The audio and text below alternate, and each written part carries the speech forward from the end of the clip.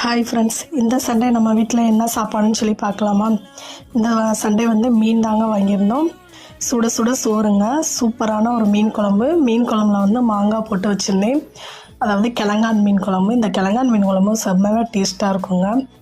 சூப்பராக இருந்துச்சு. நல்லா மாங்காய் கிழங்கான் மீன் போட்டு நல்லா ஒரு கெட்டியமாக வச்சுருந்தேன். ரொம்ப தண்ணியாகவும் இல்லாமல் சூப்பராக இருந்துச்சுங்க. மீன் குழம்பு பார்க்கவே டெம்டிங்காக இருந்துச்சு. அப்புறம் கொஞ்சமாக மீன் ஃப்ரை பண்ணியே வச்சுருக்கோம். அவ்வளோதாங்க. எல்லோரும் ஃபேமிலியாக உட்காந்து சூப்பராக சண்டே சாப்பிட உட்காந்துச்சு.